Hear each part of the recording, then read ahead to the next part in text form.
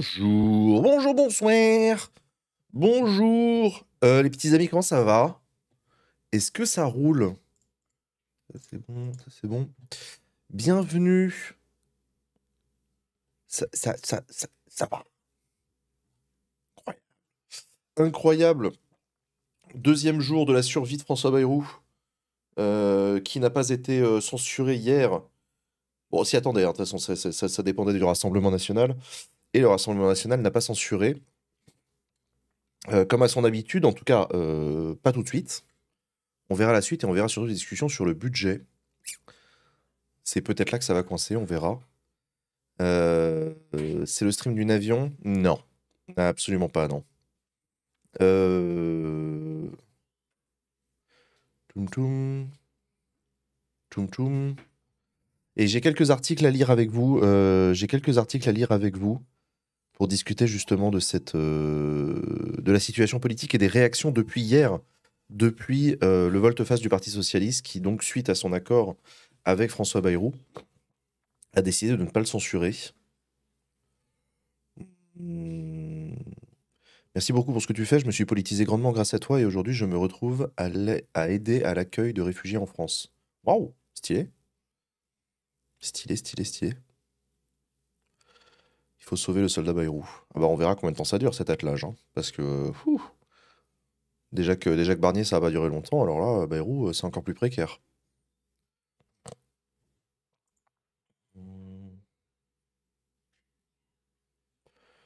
Toum toum toum. Jusqu'au 49.3. Bah, c'est un peu l'idée que je m'en fais, mais ça on verra. J'ai un premier article à lire avec vous.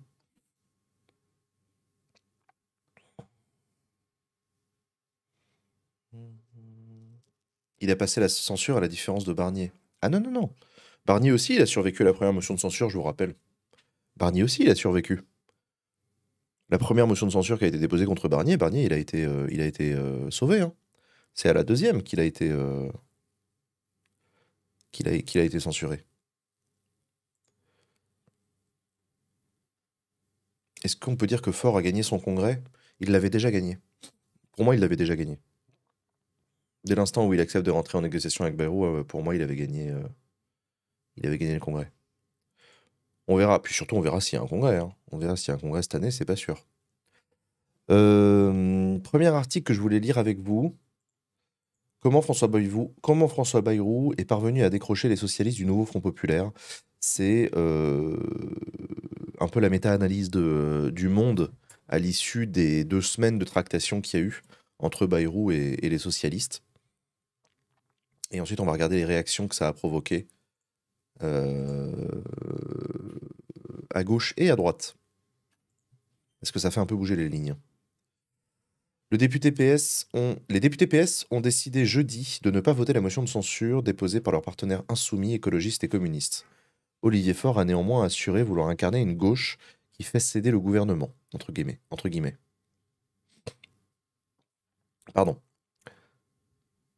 Sur le banc des ministres à l'Assemblée nationale, jeudi 16 février, François Bayrou boit les paroles du premier secrétaire du Parti socialiste. À la tribune, Olivier Faure annonce qu'il ne votera pas la motion de censure déposée par les insoumis, les écologistes et les communistes. Après beaucoup de travail de discussion, de négociation, le Premier ministre a enfin réussi à décrocher les députés socialistes de la France insoumise. Finalement, le texte défendu par les insoumis a récolté 131 voix, loin de la majorité nécessaire de 288 suffrages. Là où ses 3 prédécesseurs ont échoué depuis 2022, le maire de Pau est parvenu à obtenir non pas une majorité dans l'hémicycle, mais l'assurance que le groupe PS en position charnière ne mêlera pas ses voix à celles de ceux qui veulent le renverser. Son gouvernement échappe ainsi, au moins provisoirement, à la tutelle du Rassemblement national. Un autre chemin se dégage, souffle le Premier ministre, jeudi 16 janvier, date à laquelle Jean-Luc Mélenchon avait promis de le faire tomber.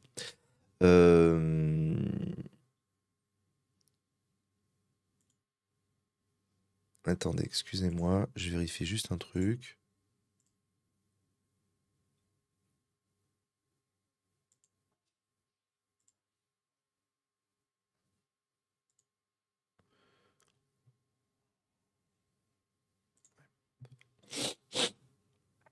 Pardon. Non, c'est juste un réglage de micro parce que j'ai l'impression que le gate il est plus bas que d'habitude. Je sais pas si c'est encore le petit chat qui a marché quelque part. Certes, il sera un Premier ministre sous surveillance du PS, comme son prédécesseur avait un Premier ministre sous surveillance du RN. C'est ce que je vous expliquais hier sur la bascule qui est opérée et que souhaitait le Parti socialiste justement, obtenir le fait que, obtenir le fait que le gouvernement soit sous la surveillance de la gauche et non plus de l'extrême droite. En négociant avec lui sur la question des retraites, mais en le mettant sous menace pour le reste, y compris pour le budget. Certes, il sera un Premier ministre sous surveillance du PS comme son prédécesseur était un Premier ministre sous surveillance du RN. Si nous avons le sentiment que le débat est verrouillé, si tout apparaît comme un simple simulacre, nous déposerons une motion de censure, prévient Olivier Faure, qui veut incarner une gauche qui fait céder le gouvernement. Une épée de bois qui n'inquiète pas le Premier ministre. Faure ne pouvait pas dire autre chose, juge-t-on à Matignon.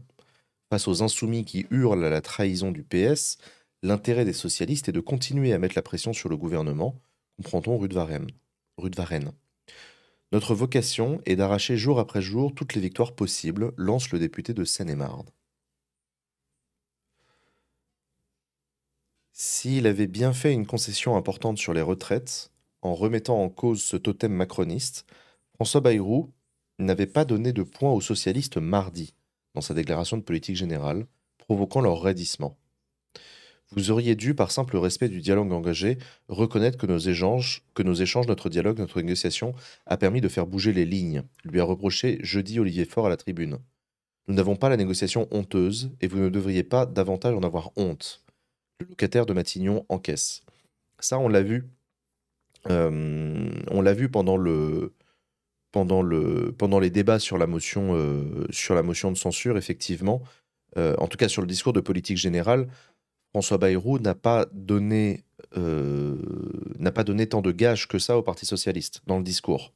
Ce que lui a reproché Olivier Faure dans le discours sur la motion de censure en disant mais en fait, si vous aviez été honnête, monsieur Bayrou, vous auriez dû dire tout ce que vous nous avez dit en réunion, tout ce qu'on a obtenu en réunion.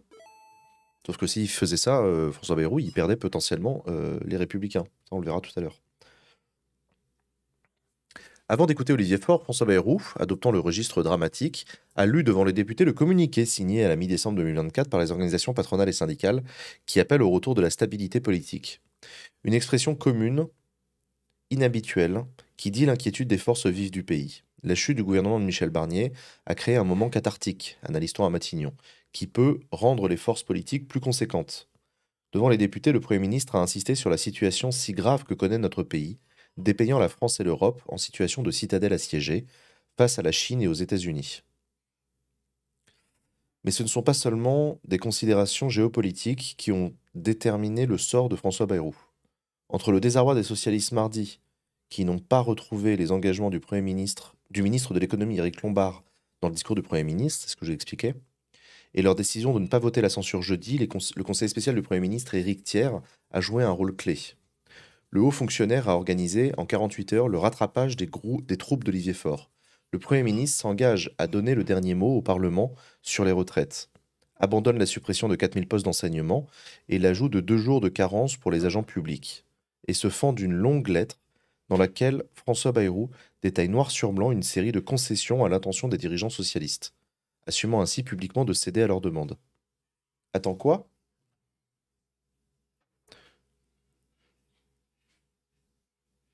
Éric Thiers, le haut fonctionnaire a organisé en 48 heures le rattrapage des troupes d'Olivier Faure. Le Premier ministre s'engage à donner le dernier mot au Parlement sur les retraites, abandonne la suppression de 4000 postes d'enseignants, l'ajout de 2 jours de carence pour les agents publics. Ça, on a vu effectivement, c'était effectivement en fait, le discours de politique générale de François Bayrou a été jugé très décevant par les socialistes qui attendaient mieux, qui attendaient plus de la part de François Bayrou. Et dans les 2 jours qui ont suivi le discours de politique générale de François Bayrou, on a effectivement appris que François Bayrou reculait sur quelques trucs. Sur plus de trucs en tout cas que ce qu'il a bien voulu dire dans son discours.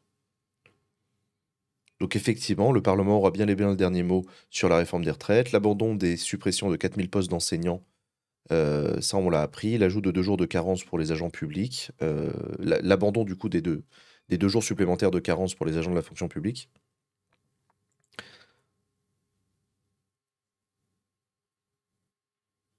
Et donc, il a envoyé une lettre dans laquelle François Bayrou détaille noir sur blanc une série de concessions à l'intention des dirigeants socialistes, assumant ainsi publiquement de céder à leurs demandes.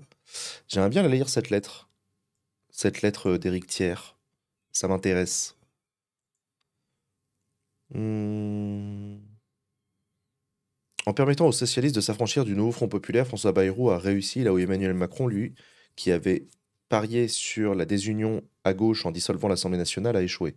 François Bayrou a certes beaucoup lâché aux socialistes, mais en même temps, il a réussi à provoquer un signal qui est la division, à mon avis, irréversible du NFP. Et ça, c'est très important. Se réjouit le chef de file des sénateurs macronistes, François Patria, proche du chef de l'État.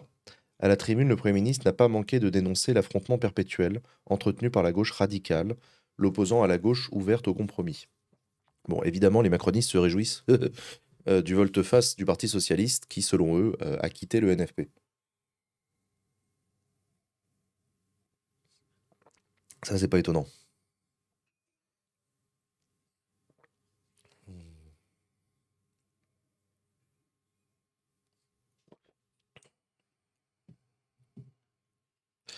À défaut d'être soutenu par l'opinion publique, le centriste est désormais un peu moins vulnérable au Parlement, grâce à ce pacte de non-agression avec une partie de la gauche de l'hémicycle. Dans la situation actuelle, essayer de mener des négociations de bonne foi avec la gauche de gouvernement, c'est aussi respecter le message des Français au second tour des législatives, assure Charles Sizentoul, député Renaissance du Bas-Rhin. François Bayrou bénéficie, il est vrai, d'une conjonction d'intérêts entre les socialistes et le bloc central, qui, faute de candidats identifiés, ne sont pas prêts à affronter une éventuelle élection présidentielle anticipée provoquée par par la chute du gouvernement. Oui, c'est vrai. C'est vrai. Aussi, le soulagement est-il perceptible chez les macronistes, où l'on salue volontiers le talent de manœuvrier du Premier ministre. Si on nous avait dit qu'on aurait eu en un seul coup la stabilité gouvernementale, la dislocation du NFP et qu'on se débarrassait de la tutelle du RN, on aurait signé tout de suite, s'incline le député Renaissance des Hauts-de-Seine, Pierre Cazeneuve, vice-président du groupe macroniste.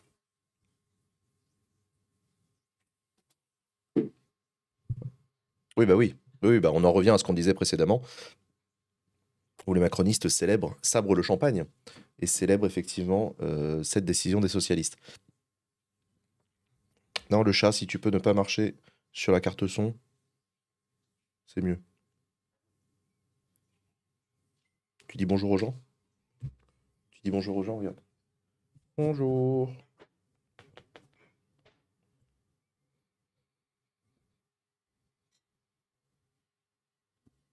Bon, je termine le dernier paragraphe.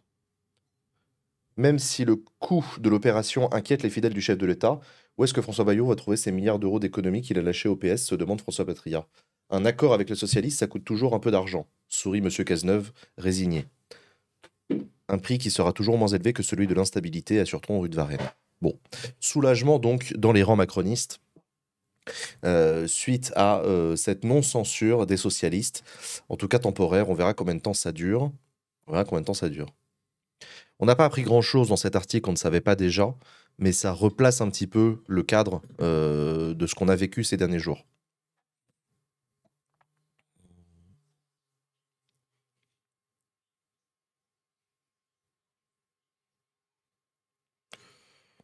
Il célèbre pas un peu tôt?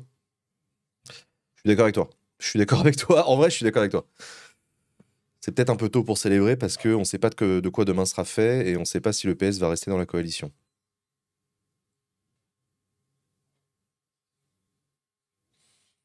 J'avoue que j'ai du mal à comprendre LFI qui parle de mener des politiques de compromis, mais quand c'est le PS qui lance la marche, c'est soudainement des traîtres. Oui, oui, ça, on en avait déjà parlé. Et justement, parlons-en de ce que ça a provoqué, parce que le fait que les socialistes ne votent pas, ne signent pas et ne votent pas la motion de censure déposée par le reste de leurs partenaires du NFP, évidemment, ça fait grincer des dents. D'où cet article d'analyse de Libération entre socialistes et insoumis, la fracture après la non-censure. Où est-ce qu'on en est dans les relations entre les insoumis et les socialistes, sans oublier les communistes et les écologistes? Elle est bien cette photo. Elle est bien cette photo, j'aime bien. C'est Philippe Brun qu'on voit là ou pas? C'est pas l'impression que c'est Philippe Brun. Parce que t'as Olivier Faure qui est là, t'as la gauche et la droite du Parti Socialiste. T'as François Hollande et Jérôme Gage côte à côte. Et Olivier Faure et... Ça a pas l'air d'être Philippe Brun. Je sais pas. Bon, peu importe. Ça aurait été marrant que ce soit Philippe Brun. Il fait un peu peinture Renaissance. Ouais. Ouais. Le PS a finalement décidé de ne pas voter la motion défendue par le reste de la gauche. Accusé de trahison par les Insoumis, le groupe d'Olivier Faure insiste sur les avancées obtenues. Se livrer une bataille de récits autour d'une motion de censure promise à l'échec. Là est tout le talent de la gauche. Après des heures de discussion et d'innombrables réunions, le Parti socialiste a décidé de ne pas voter le texte défendu ce jeudi 16 janvier par le reste du Nouveau Front populaire qui, sans les voix du Rassemblement national, n'avait de toutes les façons aucune chance d'être adopté. Moqués par les insoumis qui les accusent de compromission et pointent leur isolement, les socialistes revendiquent, eux, une victoire. Après des jours de négociations avec le gouvernement, ils se targuent d'avoir décroché l'abandon de la suppression de 4000 postes d'enseignants, celui du passage d'1 à 3 jours de carence pour les fonctionnaires, ou encore une légère hausse du taux de la taxe sur les transactions financières. Sur la réforme des retraites, point clé des discussions, ils se félicitent de la clarification opérée par François Bayrou. Dans un courrier adressé au président du groupe socialiste à l'Assemblée nationale, le Premier ministre s'engage, comme le demandait le PS, à présenter un projet de loi en cas d'échec des négociations avec les partenaires sociaux. D'accord. C'est cette lettre publiée par les socialistes juste avant l'examen de la motion de censure qui leur promet de se raccrocher aux branches in extremis. Donc, c'est bel et bien ce qui s'est passé hier. François Bayrou a écrit noir sur blanc qu'il revenait sur ce qu'il a dit mardi, quand il a dit que en cas d'échec des négociations entre les partenaires sociaux, la loi d'Elisabeth Borne continue à s'appliquer. Ce n'est plus le cas aujourd'hui. Il y aura bel et bien une loi qui sera engagée à l'Assemblée.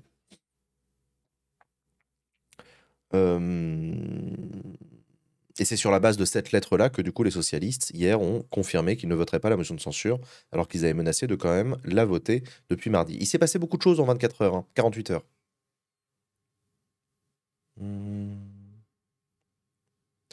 Si le MEDEF bloque la tentative, le PS a les mains libres sur le texte. Pas le PS, le Parlement. Le Parlement a les mains libres sur le texte. C'est exactement ce que demandaient les Insoumis d'ailleurs, hein. Le retour du texte à l'Assemblée. Et puis surtout, ça fait pression sur le MEDEF du coup.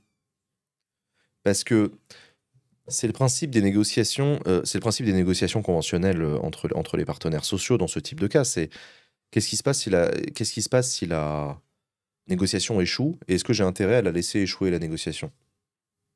C'est une question que peut se poser n'importe quel partenaire social, n'importe quel syndicat. Si tu dis aux partenaires sociaux, si jamais la négociation échoue, on continue d'appliquer la réforme des retraites, bah, tu incites le MEDEF, qui a plutôt intérêt à ce qu'on garde la réforme des retraites, à ne pas trouver d'accord, à faire échouer la discussion, à dire bah ah non, c'est dommage, on n'arrive pas à se mettre d'accord, etc. Ils y ont intérêt.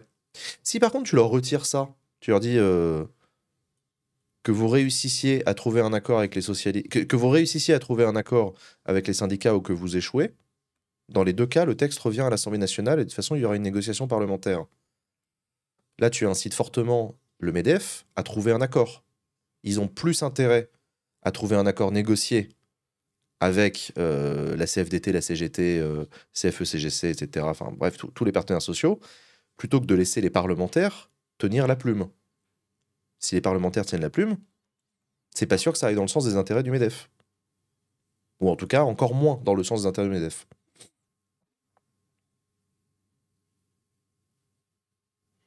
C'est combien la durée des négociations? 3 mois. 3 mois, 3 mois, 3 mois.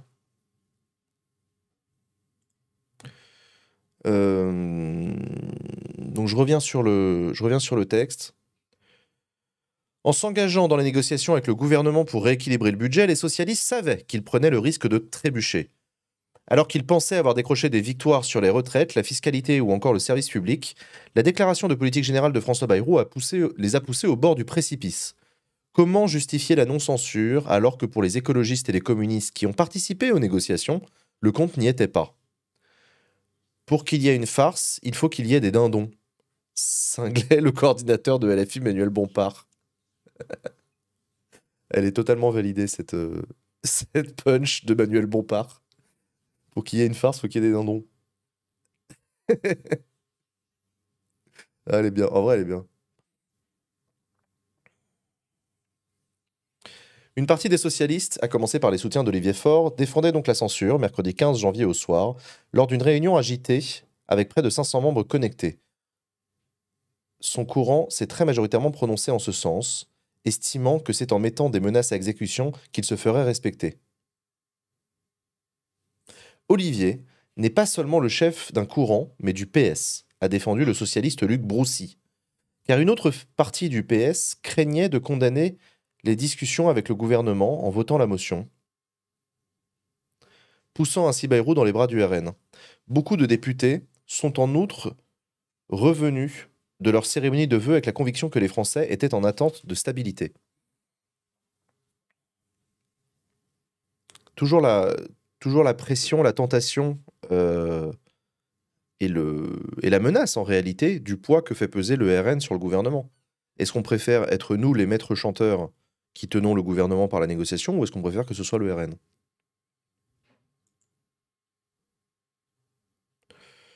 Le 15 janvier toujours dans l'après-midi, alors qu'il commençait lui-même à pencher pour la censure, agacé par la faiblesse des concessions, Olivier Faure a constaté qu'un tiers du groupe parlementaire continuait à défendre la voie inverse. En se rangeant de leur côté, le premier secrétaire choisit aussi de revendiquer la victoire malgré tout.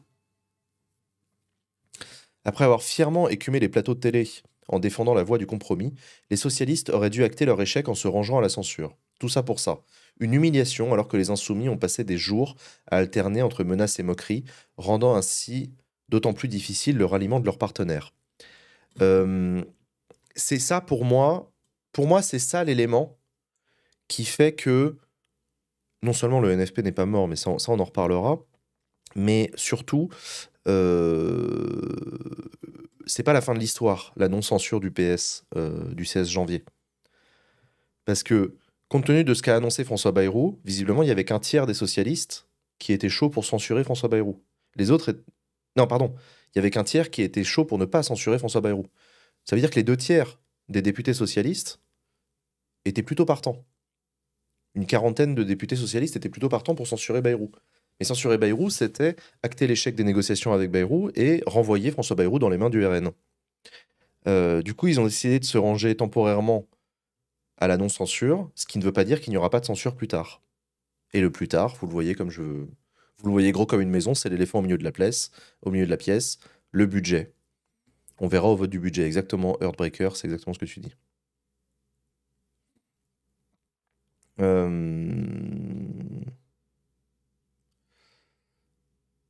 Dans la dernière ligne droite, Olivier Faure et Boris Vallaud, président du groupe socialiste à l'Assemblée, ont donc réclamé à Bayrou un courrier clarifiant tous les points de négociation qui devaient l'être.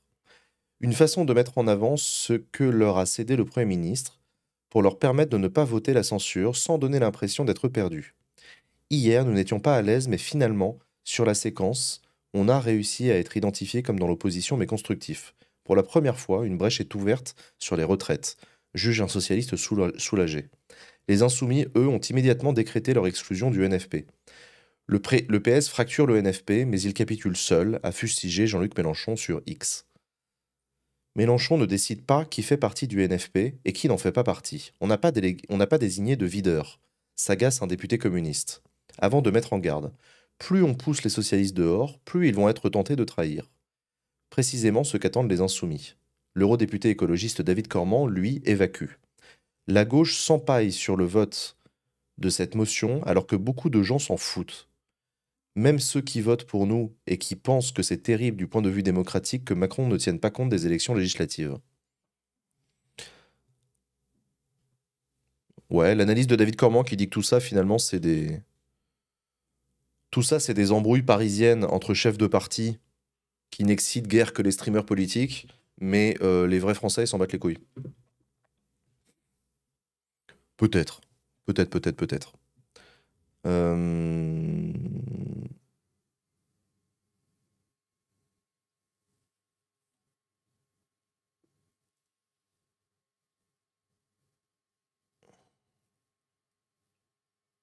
hmm.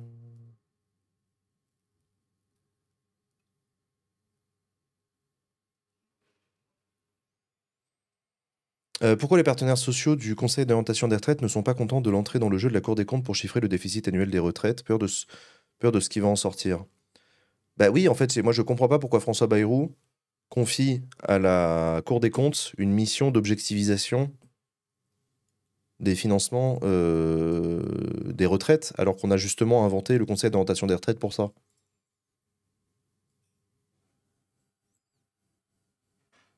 C'est comme si, c'est comme si on disait,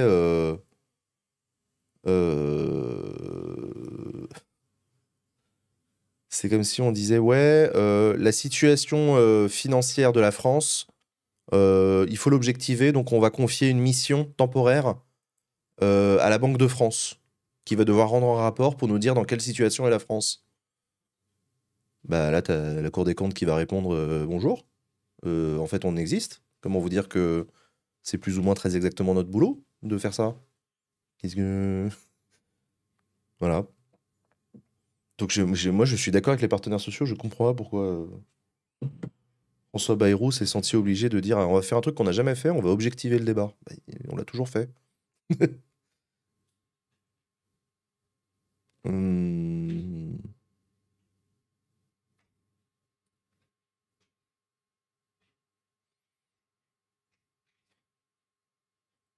Bon, ceci étant, c'est pas pour. Enfin bon, le Conseil d'orientation des retraites, il est pas parfait non plus, hein.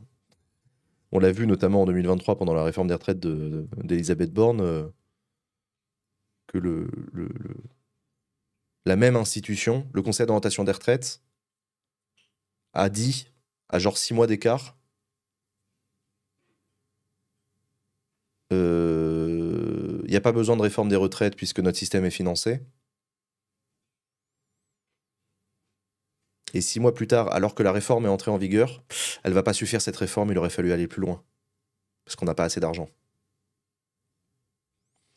Il y a quand même pas mal de gens qui ont grincé des dents à ce moment-là sur le conseil d'orientation des retraites en disant bon, il y a un moment, ça va 5 minutes en fait, les mecs, soit votre boulot c'est d'objectiver le problème, soit si ça change en fonction du vent. Hmm.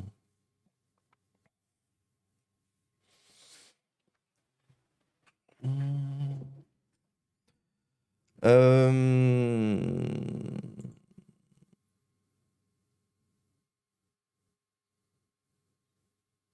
Peut-être beaucoup de nouveaux retraités en 6 mois. Non, c'est pas tant le nombre de nouveaux retraités, ça c'est plutôt stable, c'est les évolutions de la conjoncture économique. Donc, mesdames et messieurs, où est-ce qu'on en est? François Bayrou a dealé avec les socialistes un certain nombre de choses pour obtenir que les socialistes ne votent pas la motion de censure. Ok? Qu'est-ce qu'ils ont obtenu les socialistes? Ils ont obtenu le retour sur les 4000, donc il n'y aura pas 4000 suppressions de postes dans l'éducation nationale, contrairement à ce qui était prévu. Il n'y aura pas les 3 jours de carence pour les fonctionnaires de la fonction publique. La taxation des hauts revenus qui va être revue dans le budget. L'ouverture des négociations sur la réforme des retraites pendant 3 mois, à l'issue de laquelle il y aura un retour au Parlement, quelle que soit l'issue des négociations. Et un certain nombre d'autres trucs. Bon, ça, c'est ce qu'a obtenu le Parti socialiste, semble-t-il, dans la négociation, machin. Mais du coup, ça veut dire que, comme je vous l'expliquais tout à l'heure, le gouvernement de François Bayrou dépend des socialistes pour exister. Le gouvernement de François Bayrou a intérêt à ce que les socialistes continuent à ne pas censurer, à ne pas censurer. Mais du coup, est-ce que ça ne donne pas un gouvernement un peu trop à gauche aux yeux d'autres que les socialistes? Et ben c'est exactement ce qu'on va voir, parce que du côté des Républicains, ça grince des dents fort. Fort, Olivier Faure, vous l'avez? J'adore, MDR, énorme. Le gouvernement penche-t-il trop à gauche? Ça commence à foutre le bordel du côté des ministres issus des Républicains. Les concessions de François Bayrou à la gauche placent les ministres LR en position inconfortable. Pour la droite, le coût de la non-censure atteint une limite de plus. Non, pardon. Le coût de la non-censure atteint une limite de plus en plus difficile à soutenir, au risque de rompre dangereusement avec les promesses de maîtrise budgétaire. Et oui, c'est ça le problème quand on top avec la gauche, c'est que ça coûte du pognon. Excusez-moi, il faut que je me connecte au Figaro.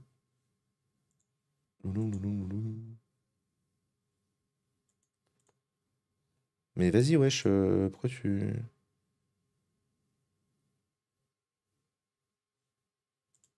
Je peux pas se connecter.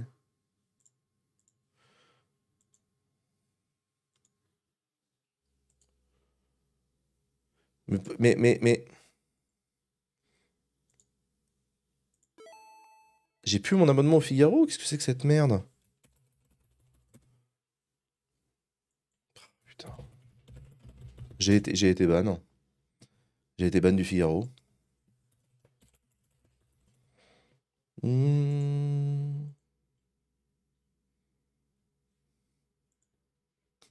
Shadowban.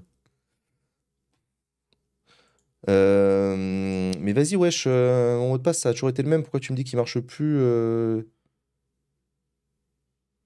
et pourquoi tu me dis que je peux pas me connecter via Google ou Facebook Quelle est donc l'embrouille? Quelle est donc l'embrouille? Vas-y, moi je voulais juste lire un article, hein.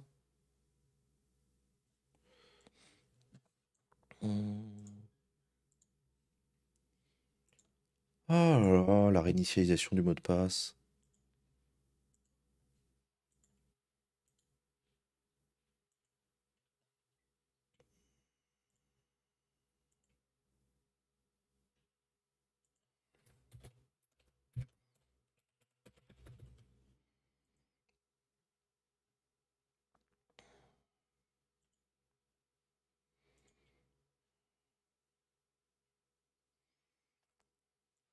Voilà, c'est bon, je me suis connecté, mais du coup, j'ai perdu mon article.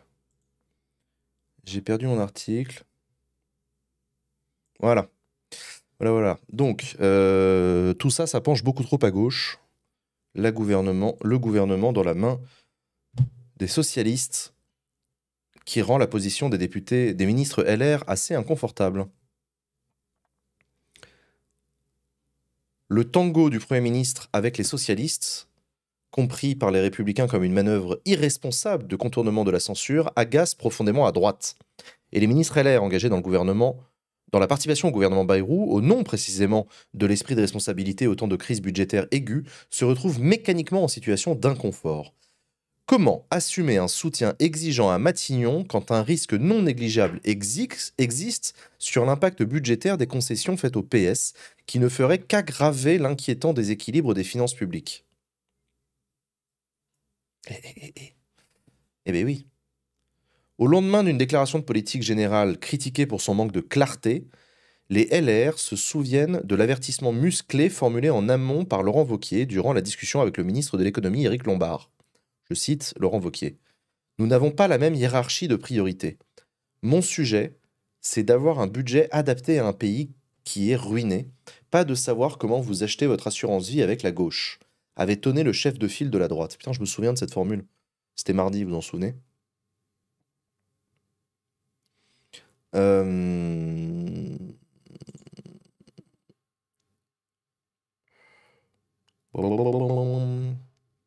Quelques jours plus tard, en prenant la mesure des conséquences de la stratégie Bayrou, il faut bien reconnaître que la pilule est amère pour la droite. La non-censure correspond à une dégradation de 15 milliards d'euros. D'ailleurs, au sein des ministères tenus par la droite, on sentait bien vendredi une certaine gêne en coulisses. En tout cas, au-delà des règles élémentaires de loyauté s'imposant à chaque membre du gouvernement, on reconnaissait une situation très compliquée. L'état des lieux fait par Christian Saint-Étienne auprès du Figaro est lui-même sans appel. Par rapport à la trajectoire Barnier, qui avait prévu pour l'année 2025, la non-censure correspond à une dégradation de 15 milliards d'euros, assure l'économiste, qui a souvent participé aux travaux LR et reste prudent sur le niveau de baisse du déficit. Il ne faut jamais oublier de rappeler que même avec une certaine rigueur, la tendance actuelle de la baisse des dépenses publiques en France est de 40 à 50 milliards par an. En vérité, on ne fait que freiner une dérive sans régler le problème de fond, souligne l'universitaire.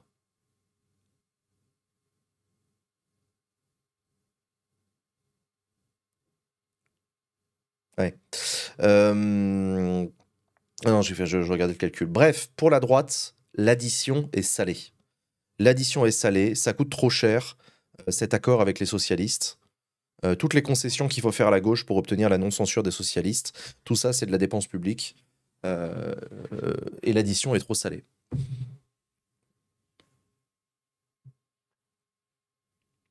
Hmm. 4 000 postes finalement non supprimés dans l'éducation nationale, abandon de 2 jours de carence pour les agents publics, annulation du déremboursement partiel de certains médicaments. Curieusement, chez les Républicains, alors que le volume de concessions budgétaires faites à la gauche commençait à se voir dès jeudi, personne n'avait eu l'idée de lancer un premier chiffrage des renoncements. Pourtant, une amertume croissante était palpable vendredi à droite, notamment chez les ministres sortants du précédent gouvernement. Marie-Claire Carrère-Gée, qui avait le portefeuille de la coordination gouvernementale de Michel Barnier, fustige le jeu de la gauche. Les Français vont payer très cher, et 2 fois, l'inconséquence du PS, qui n'est plus du tout un parti de gouvernement. La première facture a déjà coûté des milliards. C'était en décembre avec la censure du gouvernement Barnier par les socialistes. Perte de croissance, perte de capital de confiance sur les marchés. Et aujourd'hui, le PS, qui sait qu'il faut absolument un budget pour la France, présente une nouvelle addition tout aussi lourde. Dénonce l'élu parisienne en pointant une facture de non-censure correspondant à l'abandon de milliards supplémentaires d'économies. Si la droite se félicite d'avoir évité le pire sur les retraites grâce à un coup de pression mis sur François Bayrou, elle entend poser des garde-fous. Le scepticisme aurait même gagné du terrain hors LR, selon un parlementaire de droite. L'ex-porte-parole Maud Bréjon et l'ex-ministre de la fonction publique Guillaume Kasbarian n'hésiteraient pas à confier leur effarement en privé. Ah, le coup de barre à gauche de François Bayrou fait grincer des dents à la droite du gouvernement, y compris Guillaume Kasbarian, qui est connu pour ne pas être un grand dépensier, bien au contraire.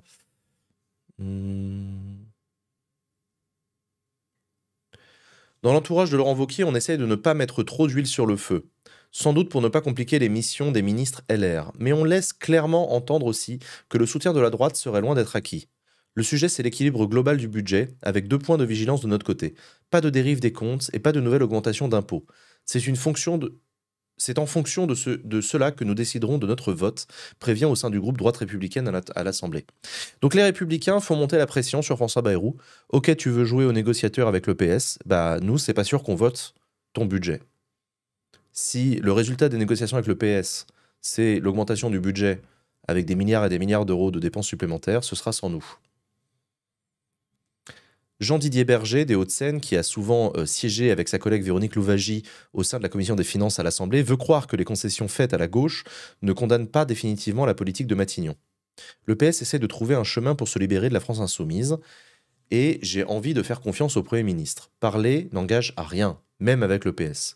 Donc oui au dialogue, mais à condition qu'il ne se traduise pas par des compromissions orthogonales, prévient le parlementaire.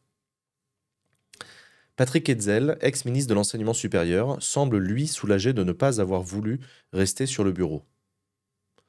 Le risque est très clair. Le mandat que j'ai assigné au Premier ministre est d'essayer de maintenir l'amarrage des Républicains en s'ouvrant vers le PS. Mais à un moment donné, ce sera le grand écart.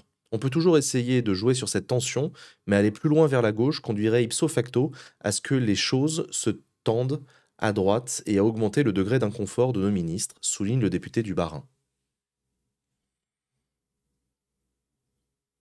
Certains LR comptent d'ailleurs sur la vigilance de leurs amis ministres pour mettre en garde François Bayrou. Ils ne le feront peut-être pas de manière publique, mais ce sont eux qui poseront les questions de confiance au Premier ministre. Parce qu'il s'agit de lui faire comprendre qu'il joue avec le feu, et que même s'il est persuadé que tout cela n'est pas trop grave, la situation en réalité est extrêmement dangereuse, s'alarme un député. En découvrant la lettre envoyée jeudi par François Bayrou aux deux présidents de groupes parlementaires socialistes, Boris Vallaud et Patrick Kanner, Assemblée nationale et Sénat. Donc, en découvrant la lettre envoyée jeudi par François Bayrou aux 2 présidents des groupes parlementaires socialistes, l'ex-président du groupe LR, Olivier Marleix, n'a pas caché sa déception. Les mots dette et déficit ne figurent même pas dans le courrier. Bayrou au PS, c'est « reviens, j'annule tout », accuse le député LR d'Eure-et-Loir.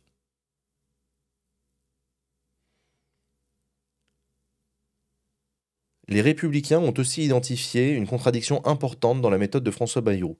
Il faut observer que le gouverneur de la Banque de France, François Villeroy de Galhau,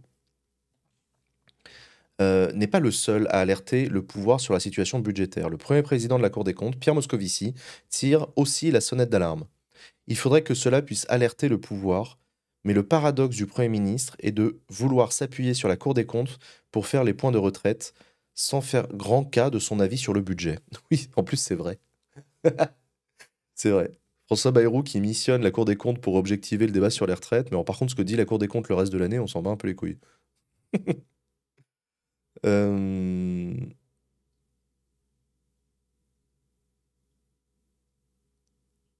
hmm. Si les finances du pays devaient s'aggraver, faute de trajectoire plus rigoureuse, la confusion entre la participation au gouvernement et la complicité deviendrait problématique pour les républicains. La ligne de crête, c'est l'intérêt du pays. Il est indispensable d'avoir un budget, mais pas n'importe quel prix. Redoute-t-on au sein du groupe droite républicaine, où l'on en est à se demander comment le cap des 5,4% de déficit sera tenu et si le pays ne se dirige pas vers un budget aussi incontrôlé que celui de 2024, qui a suscité 2 commissions d'enquête parlementaires, au Sénat puis à l'Assemblée. La maîtrise budgétaire est un acte politique, martèle-t-on encore chez les Républicains. Avant de rappeler que le même Bruno Retailleau, qui a toujours considéré que l'action politique était un tout, ne croira jamais que la politique qu'il veut mener à l'intérieur puisse être indépendante du reste. Lui-même en a pleinement conscience, insiste-t-on. Ouais, mais jusqu'à quand, hein? Un proche de Retailleau rappelle tout de même. En acceptant de s'inscrire dans une coalition, la droite a accepté la logique du compromis, même si c'est désagréable. On assume complètement cette situation du moindre mal, car l'alternative, c'est un gouvernement purement à gauche. En attendant, en plus d'avoir dressé des lignes rouges, le ministre de l'Intérieur compte bien garder une vigilance de chaque instant, s'agissant de l'équilibre des gestes du Premier ministre aux uns et aux différentes forces politiques. C'est une question de curseur. Là, on est à la limite de la limite. Et si demain, la politique de Bayrou sur l'école ne nous va pas, on compte réduire drastiquement le budget de l'armée. Non, pardon. Non, non, pardon. Si demain la politique de Bayrou sur l'école ne nous va pas, ou s'il réduit drastiquement le budget de l'armée, voilà des exemples de points très durs sur lesquels nous ne transigerons pas. On ne pourra pas rester, avance-t-on au parti. Le ministre de l'Intérieur sera d'ailleurs particulièrement attentif à la manière dont François Bayrou accueillera la proposition de loi des Républicains visant à restreindre le droit du sol à Mayotte. Un proche averti, la droite arrive et doit continuer à se déployer. Et ce sera aussi désagréable pour la gauche. Ouais, c'est la bonne conclusion, effectivement. Les Républicains n'ont pas l'intention de laisser François Bayrou brader des concessions au Parti socialiste les unes après les autres. Ils vont souhaiter en avoir également. Donc la dérive gauchiste de François Bayrou ne plaît pas du tout aux Républicains, qui ont bien l'intention de rester fermes sur les négociations en matière budgétaire, d'une part, et sur un certain nombre de projets de loi qui ont été promis et avancés dans le calendrier. Euh, ouais.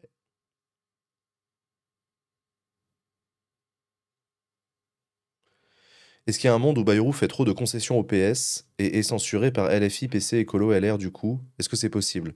Oui, c'est possible, mais ça ne suffira pas. Il manque toujours le Rassemblement national.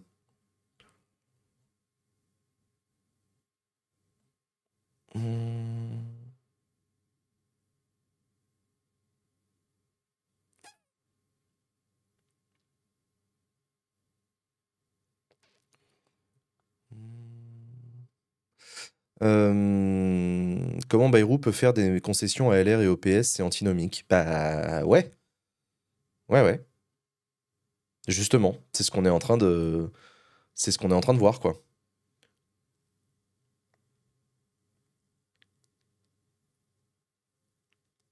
Hmm.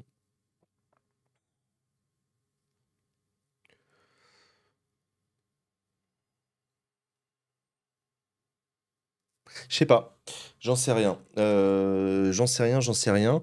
Et pour ce qui est, et pour ce qui est du titre du live, est-ce qu'on est en train d'assister à la fin du nouveau Front populaire?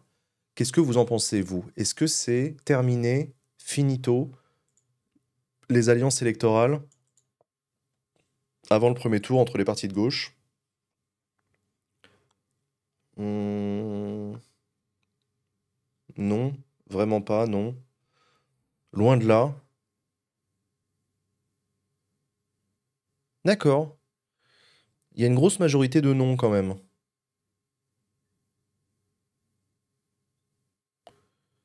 Euh, Il y a une grosse majorité de non. Le vrai check, ce sera le budget, ouais, je suis d'accord. Hmm.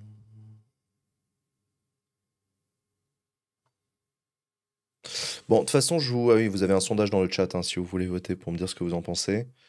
De toute façon, ce que je vous ai expliqué hier est toujours valable, c'est-à-dire que le NFP n'existe que parce que le scrutin législatif se fait au scrutin majoritaire.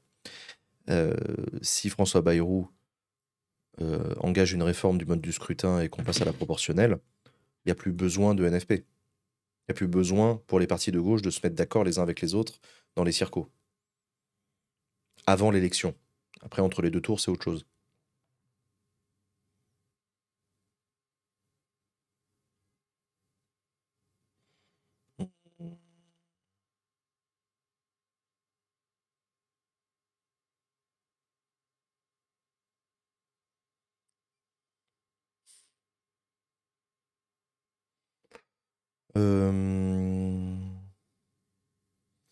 Ce sera une dose de proportionnelle pas complète. Je me doute qu'effectivement, ce sera pas une proportionnelle intégrale. Ça, c'est à peu près écrit, ouais. Peut-être que le PS a gagné une dose de proportionnelle, on le sait ça ou pas?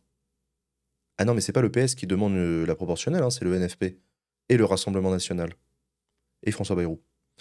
Donc non, non, non, la proportionnelle était déjà annoncée euh, par, par François Bayrou. Ça n'a rien à voir avec les négociations avec le PS.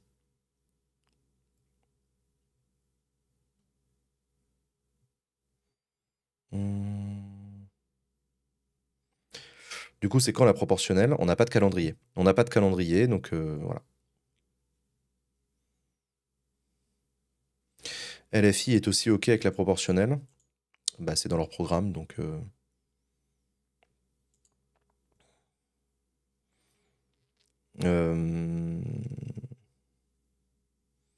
Macron peut-il dire non à la proportionnelle?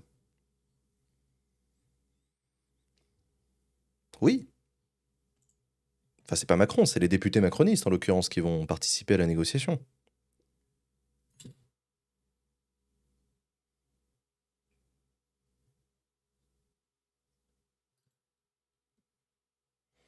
Hmm. La proportionnelle intégrale ou partielle? Mais j'en sais rien, je sais pas, on n'a pas encore la copie du gouvernement. Je sais pas encore sur quelle... je sais pas encore sur quelle version de la proportionnelle le gouvernement va présenter son projet de loi. Donc, ce sera à ce moment-là qu'on aura le débat et qu'on verra ce qui est retenu par le gouvernement et comment c'est réécrit par le Parlement, quoi.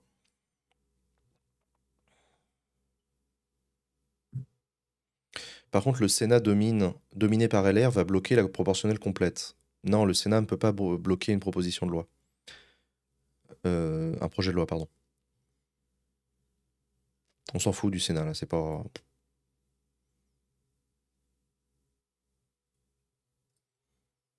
En plus, il y a une bonne partie de sénateurs qui sont élus à la proportionnelle départementale, alors franchement...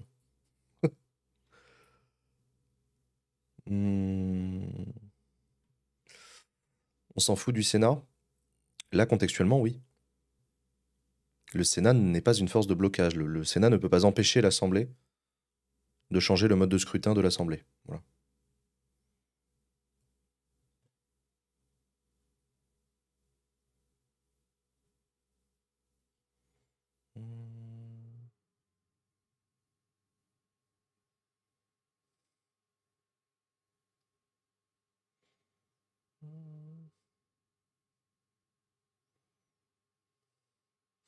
Je ne comprends pas pourquoi le NFP soutient la proportionnelle.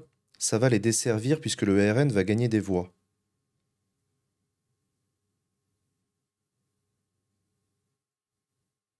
Comment ça, le RN va gagner des voix parce que c'est la proportionnelle? Qu'est-ce que ça change?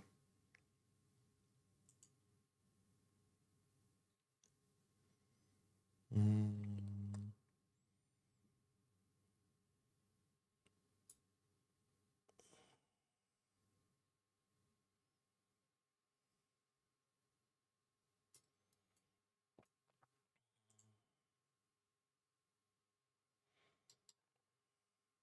Ah, gagner des sièges. Ça dépend, ça. Ça dépend, c'est pas mécanique. C'est pas mécanique et automatique. Déjà, alors, je vous rappelle quand même que le scrutin majoritaire qu'on a aujourd'hui, hein, le scrutin majoritaire qu'on a aujourd'hui dans les circonscriptions, pendant 70 ans, on a expliqué aux enfants à l'école, enfin aux étudiants en droit, on leur a expliqué que les deux avantages du scrutin majoritaire, c'est que ça permet d'éviter la dispersion du nombre de partis à l'Assemblée nationale et que ça faisait un rempart naturel contre le Front national. Voilà, c'était les deux arguments pour le scrutin majoritaire. Je vous invite à regarder les résultats des élections législatives de 2022 et 2024 pour constater que ces deux arguments ne tiennent plus aujourd'hui. C'est fini. C'est fini l'époque où le scrutin majoritaire créait un bipartisme naturel et une impossibilité pour l'extrême droite d'arriver au Parlement. Donc, le RN n'a pas besoin de la proportionnelle pour gagner des voix, ni des sièges. La preuve. Ils sont le premier groupe de l'Assemblée aujourd'hui.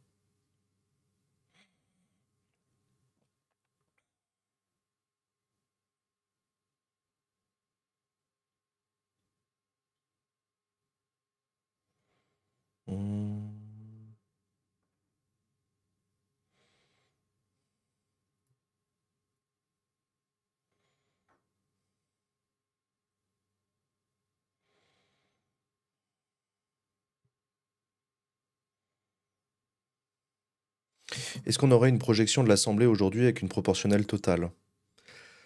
Non. Non, on a... Enfin, en fait, si ça existe...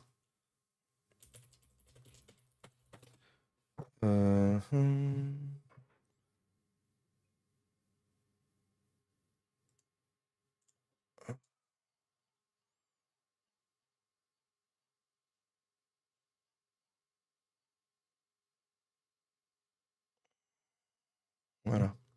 C'est dans Contexte notamment qui ont fait un simulateur.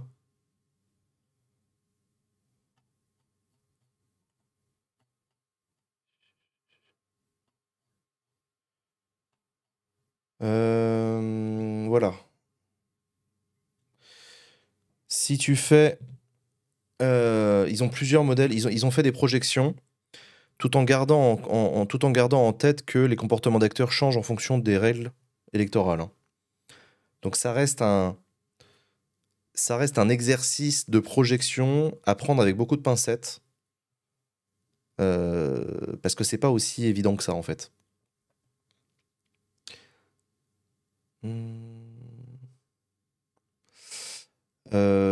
Si on avait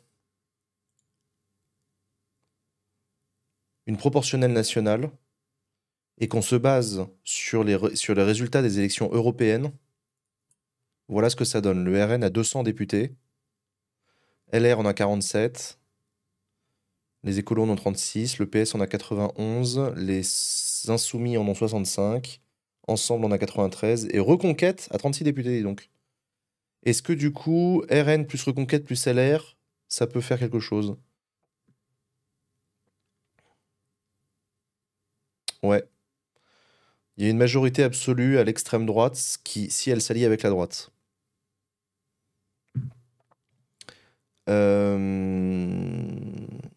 Si on prend par contre le premier tour des législatives de 2024 comme base de calcul, voilà ce que ça donne.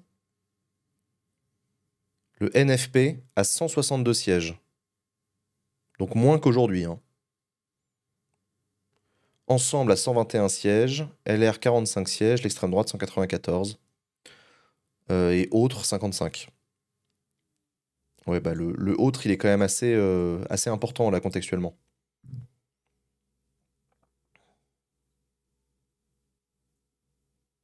Pourquoi se baser sur les européennes? Parce que c'est un scrutin proportionnel, les européennes.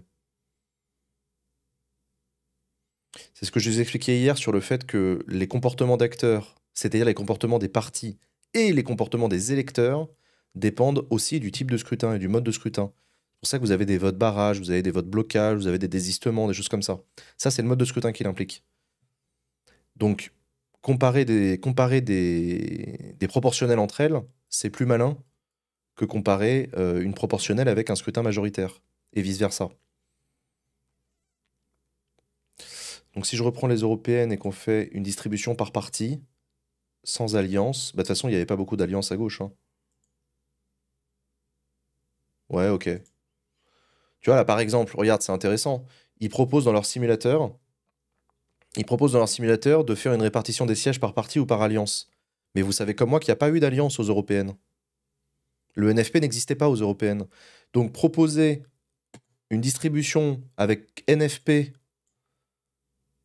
sur la base des européennes 2024, bah, c'est à prendre avec des pincettes. Je vous dis que c'est à prendre avec des pincettes. Ça n'existe pas en fait. Ça, on peut pas. C'est dur à dire.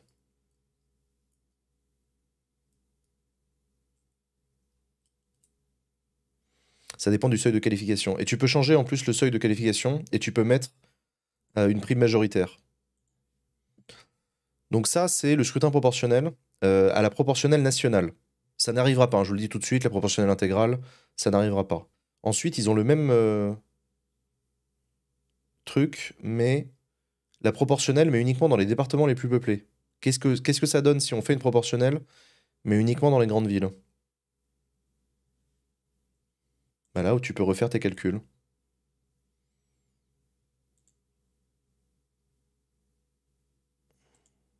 Par alliance, par parti.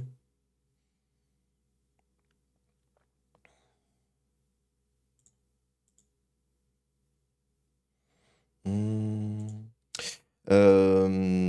Moi, de ce que je vois, si je regarde que le NFP, ça change pas grand-chose, hein. Le NFP, ils ont à peu près le même nombre de sièges, hein. Ils ont à peu près le même nombre de sièges si on fait une proportionnelle nationale, si on fait une proportionnelle par département, ou dans les départements les plus peuplés, vous avez même la répartition des départements, vous voyez. Euh, Ensuite, si on fait proportionnelle dans les départements qui comptent plus de 11 élus, donc pas que les départements les plus peuplés, mais aussi les autres départements, à condition d'avoir plus de 11 élus, le NFP a toujours 177 sièges. Ça change pas. Et encore une fois, ça dépend quelle élection on prend en compte, hein. Européenne. Mais européenne par alliance, moi je suis désolé, ça n'existe pas, hein. Hop. LFI 69, PS 75. Ok, d'accord. Ensuite, proportionnelle dans tous les départements. Si vraiment on a la proportionnelle dans tous les départements, le NFP 176, 210. C'est assez kiff-kiff, hein. Franchement, c'est assez kiff-kiff pour le NFP, hein.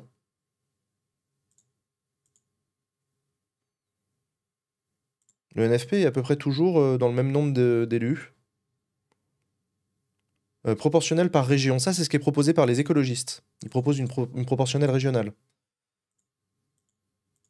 Pareil, assez kiff-kiff. 163, 187. Parti.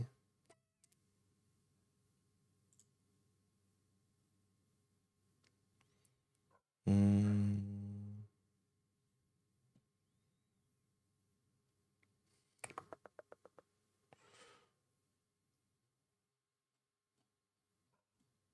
Voilà. Bon, si vous voulez jouer avec ce simulateur, n'hésitez pas, hein. Comme ça, vous pouvez modifier les seuils, vous pouvez modifier les bonus, etc. Moi, de ce que je vois, si 85, 204. euh, est-ce que, est-ce que le NFP est une formation politique qui agit dans l'intérêt général ou est-ce que c'est une formation politique qui agit un peu dans son intérêt aussi? En fonction de comment vous répondez à cette question, vous pouvez ne pas avoir le même scrutin préféré. Mais si vous êtes cynique, si l'espace de 2 minutes vous mettez de côté l'intérêt général et que vous gardez que l'intérêt particulier du NFP, je me permets de vous suggérer de militer en faveur d'un scrutin proportionnel dans les départements les plus peuplés.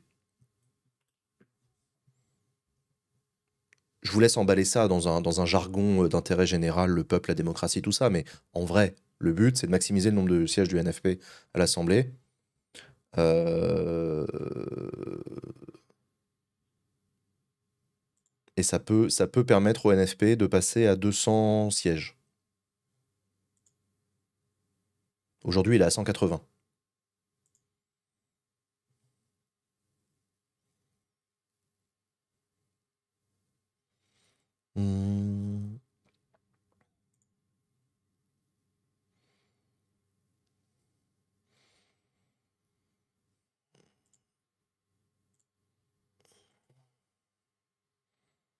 Est-ce que ça profitera au RN? Laisse-moi regarder. Oui, ça mettra le RN aux portes du pouvoir, oui. Oui, oui, absolument. Ça mettra le RN aux portes du pouvoir. Ça lui donnera 248 députés. Soit à peu près autant que ce qu'avait Elisabeth Borne en 2022.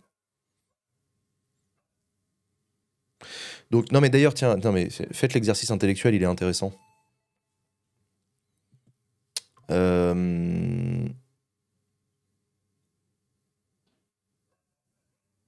Les gens qui disent que la liste arrivée en tête aux élections doit gouverner. Vous savez, cette nouveauté là depuis l'été dernier, un truc qui a été. Bon, bref, ce truc-là. Bon, bah là, ces gens-là, ils militent pour que le RN ait le pouvoir. 248 sièges, on est en tête. En tête.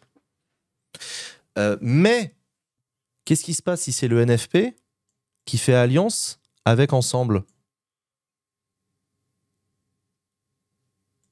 C'est plutôt le NFP, avec son allié macroniste, qui peut prétendre au pouvoir.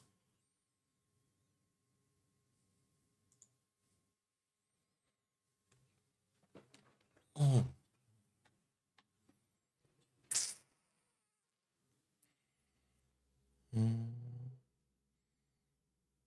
Tu fais la répartition sans LFI. Alors, sans LFI, qu'est-ce qu'on a? On a le RN à 266, Reconquête avec 8, et les Amis de Ciotti à 3. Ok, donc ils sont à 10 sièges du pouvoir. Ils sont à 10 sièges du pouvoir, le RN. La gauche, le PS a 100 députés, LFI en a 50, les écologistes en a 12. Ah bah, Ensemble en a 103, donc un peu plus que le PS. Ouais, mais est-ce que le PS allié de Ensemble...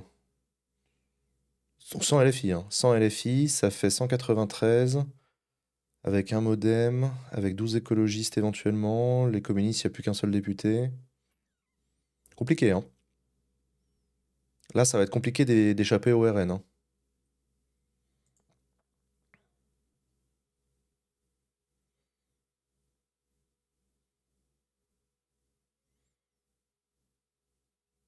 T'es dans les européennes? Bah oui, je suis dans les européennes parce que tu peux pas faire une projection sur la base des législatives 2024 par parti. Parce que le NFP n'est pas un parti, hein. C'était le truc précédent là qui s'affiche.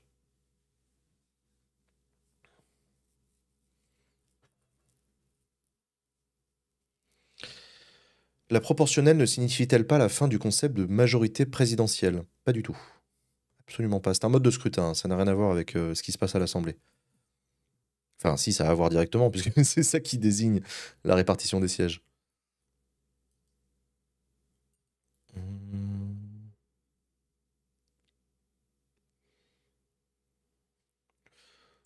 Euh, Ouais. Donc non, non, non, le mode de scrutin le plus favorable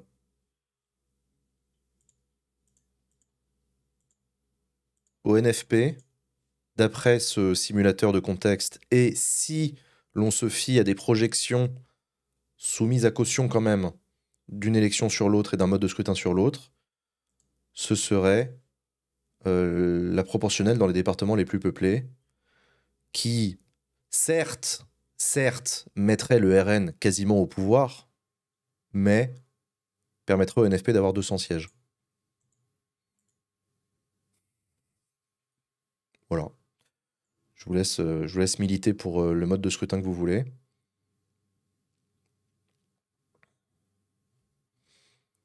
Je reviens juste sur la version régionale. Hmm. Version régionale, ça affaiblit un peu l'extrême. Ouais, ils sont quand même à 200 députés, les mecs, hein. La répartition par parti, 67 LFI, 90 PS, 22 LFI, 22 écolos, 100 ensemble. Alors.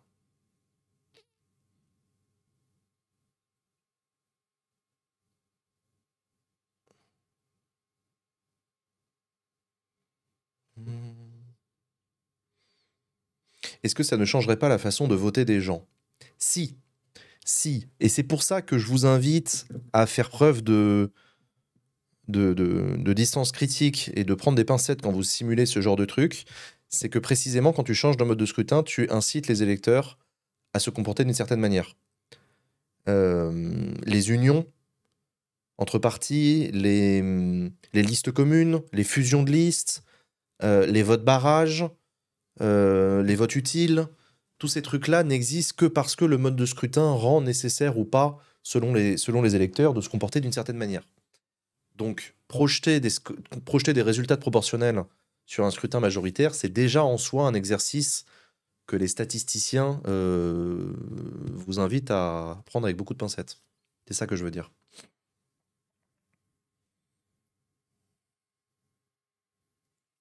Et un scrutin de style municipal où le nombre de sièges est réservé au gagnant pour lui assurer une majorité, comment ça s'appelle? Ça s'appelle la prime majoritaire.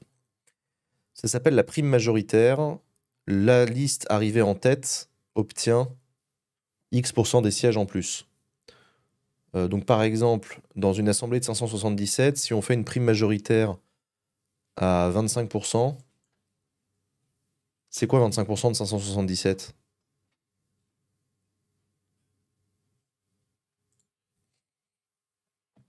Hmm,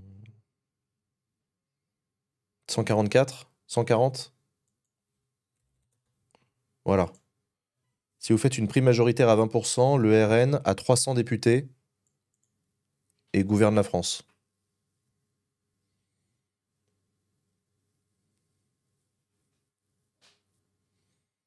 Hmm.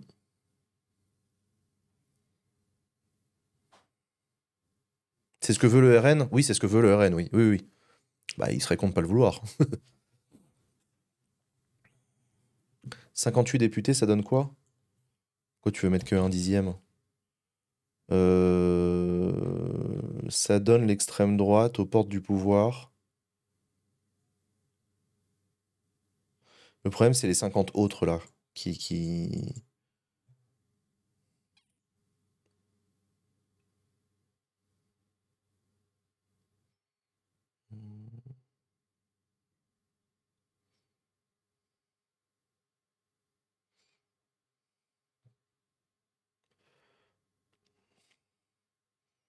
Tant que c'est pas l'extrême gauche, ça me va.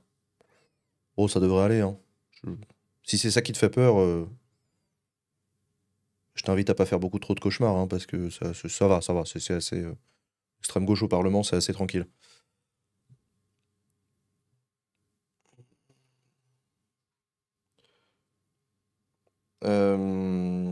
LFI inclus. Ah, si tu inclus la France insoumise dans ce que tu appelles l'extrême gauche, ils sont rarement à plus de 70 députés, hein. Euh, Pareil, hein, c'est pas... Là, ils sont 50. Là, ils sont 70.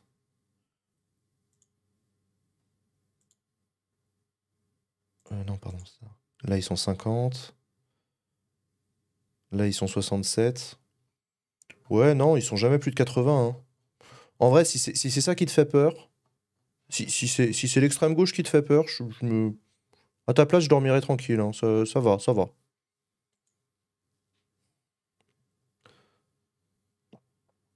Euh,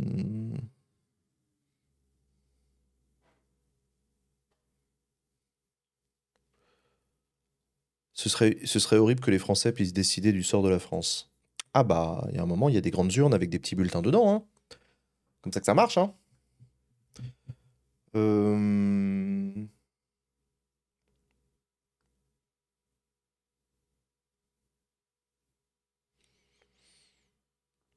On pourrait avoir un retour de la loi des apparentements pour lutter contre les extrêmes aussi.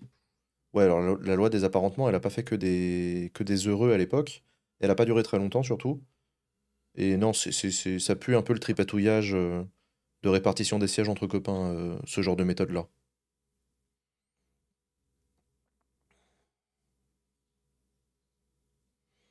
Hmm.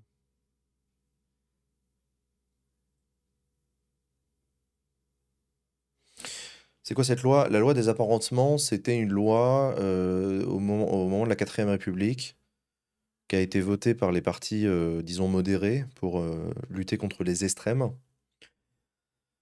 Et c'était une loi qui permettait, c'était un scrutin proportionnel, mais qui permettait aux listes de s'apparenter les unes aux autres avant le premier tour.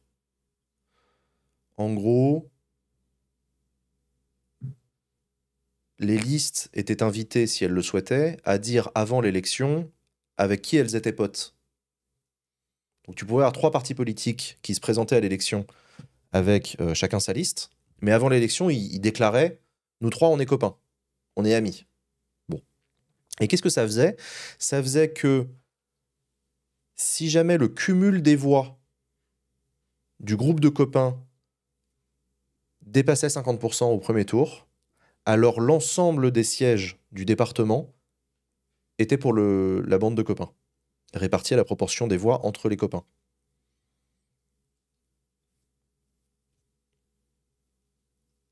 C'est une manière de lutter contre la dispersion des voix à l'Assemblée nationale. Une fois au pouvoir, ils étaient forcés obligés de rester amis. Ah non, non, pas du tout, pas du tout. Une fois arrivés à l'Assemblée, ils pouvaient se mettre sur la gueule s'ils le souhaitaient.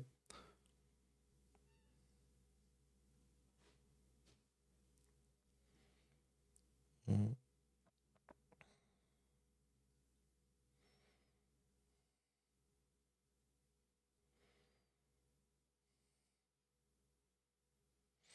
Ça permet de faire front.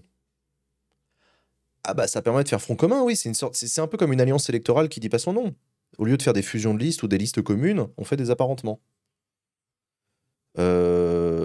C'était pas très populaire à l'époque, hein, je vais pas vous mentir, c'était pas très populaire à l'époque, hein. Ça faisait vraiment, on se répartit entre les sièges entre copains. Puis en plus c'est bourrin parce que c'est une espèce de proportionnel qui est pas vraiment proportionnel. Ça veut dire que les gens qui ont voté pour des listes minoritaires dans le département, c'est-à-dire ta liste elle a fait 30%. Ah bah super, comment il s'appelle mon député? Ah non, non, t'as pas de député en fait, c'est les copains. C'est le groupe des copains qui a fait plus de 50%. Du coup, il y a que eux qui ont des députés. Toi, t'en as pas. Désolé. Ouais, non, c'est un peu bourrin. C'est un peu bourrin comme méthode. Mais ça existe, ça. Ça existe. Voilà, ça a le mérite d'exister. La loi des apparentements, effectivement. C'était dans les années 40, 50, je sais plus. Pas ouf comme système.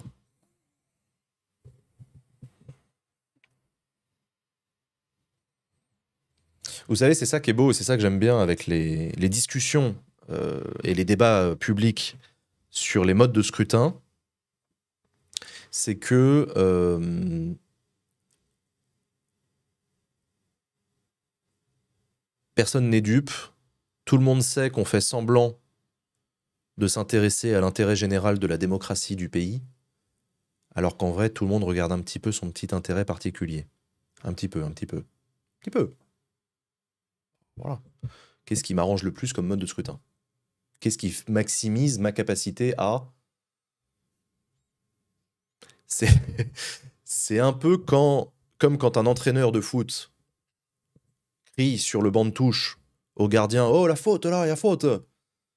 Est-ce qu'il fait ça en tant que citoyen soucieux du sport et de son équité? Ou est-ce que c'est parce que c'est un de ses joueurs qui vient de tomber?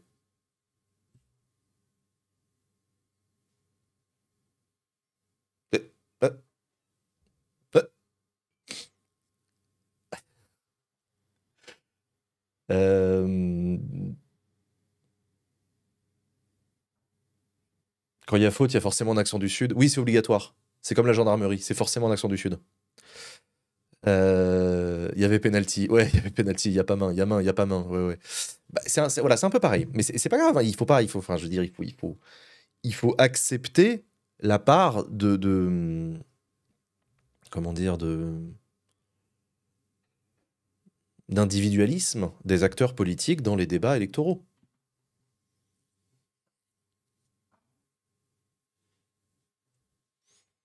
De subjectivité. Oui, voilà, c'est ça, de subjectivité. C'est pas grave d'être subjectif.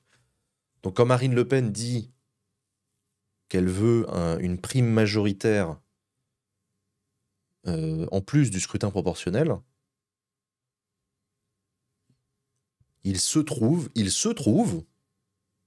qu'elle est aussi à la tête du premier parti de France, ce qui pourrait éventuellement indiquer qu'elle aurait intérêt à une prime majoritaire. Le jour où Marine Le Pen ne sera plus à la tête du premier parti de France, mais que le premier parti de France sera Europe Écologie Les Verts, dans les milieux écolos, on commencera à entendre parler de, tiens, pourquoi pas une prime majoritaire? Est-ce que c'est pas finalement quelque chose de démocratique?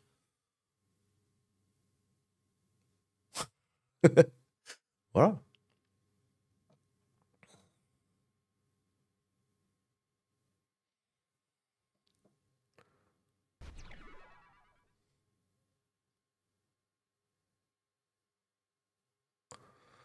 Euh,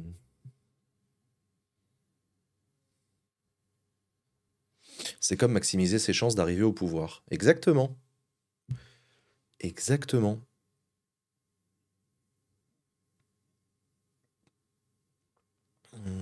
C'est quoi une prime majoritaire? C'est une règle qu'on peut ou pas mettre dans la loi si on veut, dans la loi électorale, qui prévoit que la liste arrivée en tête des élections obtient automatiquement un certain pourcentage de sièges en plus du reste. C'est une sorte de forçage majoritaire qui permet de garantir la stabilité institutionnelle.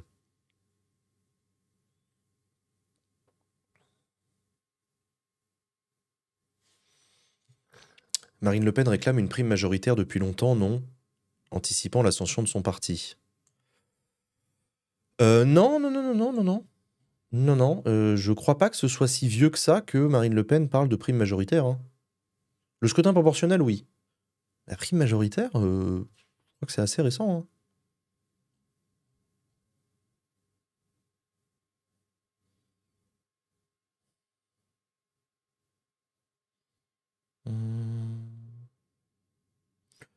Mmh. La prime majoritaire pour les scrutins locaux, ça passe, car la plupart y trouvent leur compte dans une stabilité de gestion de fief. Mais au niveau national, je pense pas que ça passe. Je pense pas non plus. Bon, c'est une décision à prendre, hein.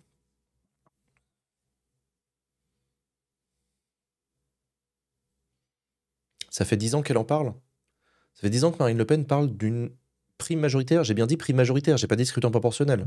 Ah, scrutin proportionnel, Jean-Marie Le Pen le défendait déjà il y a très très longtemps. Ça, c'est pas nouveau à l'extrême droite. Mais la prime majoritaire, je suis pas sûr.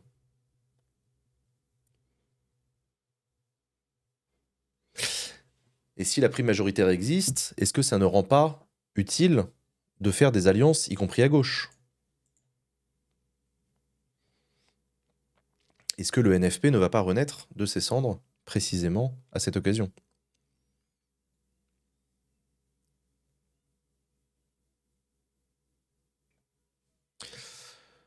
Aucune consultation du peuple sur les modes de scrutin, c'est quand même dingue, non? Bah, ça passe au Parlement, hein. C'est pas Emmanuel Macron qui décide seul dans son bureau, hein. C'est une loi qui est votée au Parlement.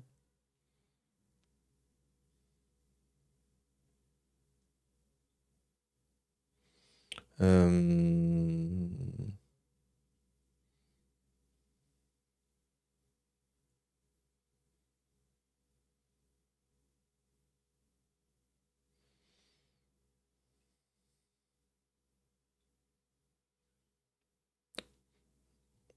Je sais pas. Oui, mais la majorité du peuple n'y comprend rien. Ça va. On peut avoir des débats démocratiques dans ce pays sans considérer par principe que les autres sont des débiles. On peut, je suis sûr on peut y arriver. Bah,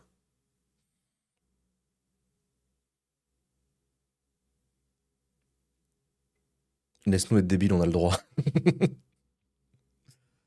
Euh,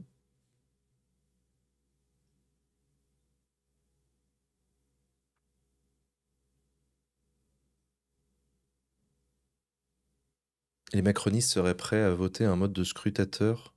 Hein? À la proportionnelle. Un mode de scrutin à la proportionnelle avec si peu de représentants département ou régional? Oui, parce qu'en l'occurrence, c'est assez indépendant de la quantité de représentants que tu as aux élections locales. Ça reste des élections nationales, donc... Euh, euh,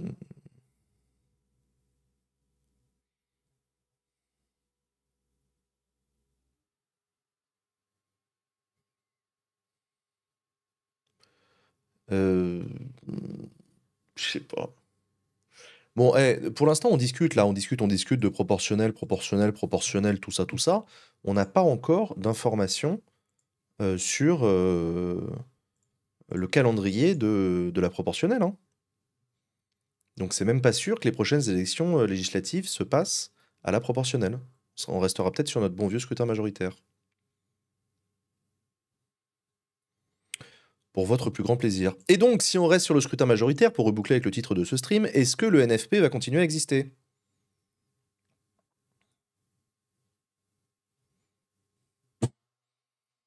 Est-ce que une alliance électorale entre les partis de gauche va rester nécessaire et utile? Contraint et forcé, bien obligé, face à la menace du Rassemblement national au pouvoir.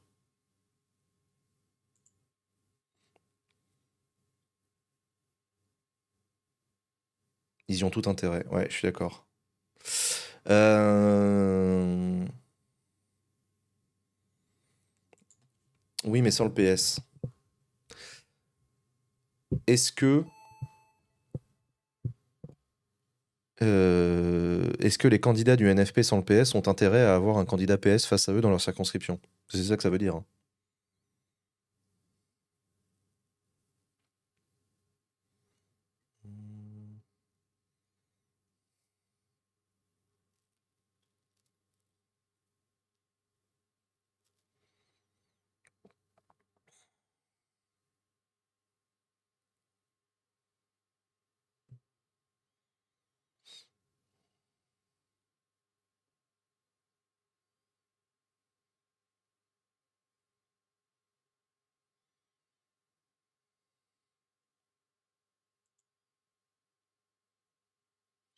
Le NFP, c'est un peu ton scrutin de copain, là, quand même, c'est moche.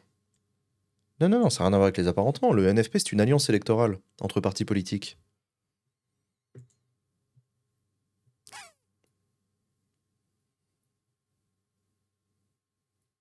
Hmm.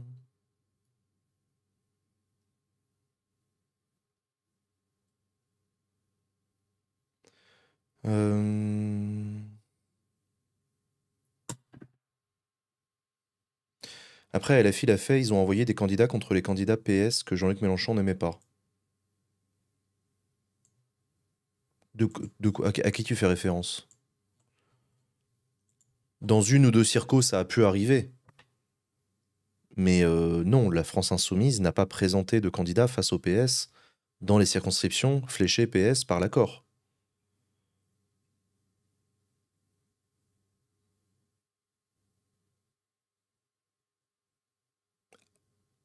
Donc ça a pu exister marginalement, c'est possible. Euh,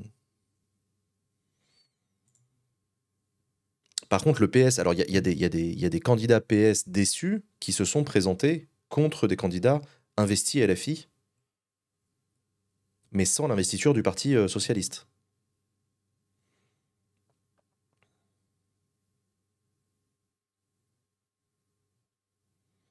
Hmm.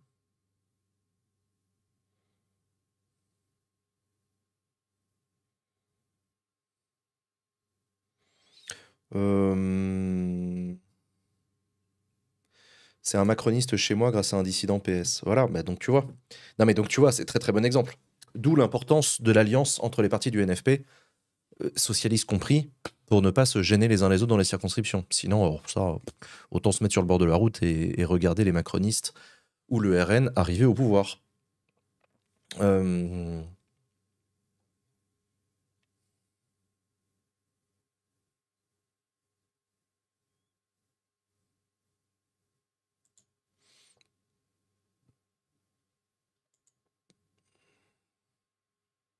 Il y a les ex-LFI pas investis. Ah oui, oui, il y a les purgés aussi, oui. Oui, bah ça va falloir négocier, hein. Va falloir discuter. Ça va être complexe. Ça va être complexe pour les partis. Euh, Non, mais ça va être intéressant à suivre dans les mois et les semaines qui viennent. On verra. En tout cas, je vous rappelle, hein, encore une fois, que la prochaine euh, euh, étape la plus difficile, c'est le budget, que ça va être dans le courant du mois de février, que ça va continuer à négocier sec, et qu'on va suivre tout ça, évidemment. Merci d'avoir été avec moi, les copains. Je vais m'arrêter là. Je restream peut-être dimanche après-midi, en mode Flight Simulator détente week-end.